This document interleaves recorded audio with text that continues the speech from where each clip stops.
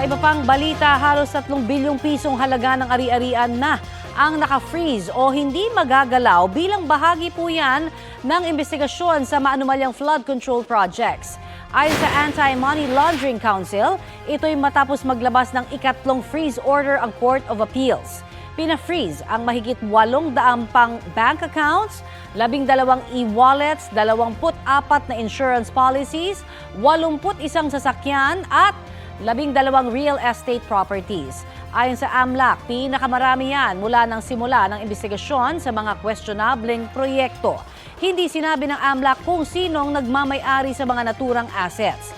September 16 at 19 nang aprubahan ng CA ang dalawang naunang freeze orders.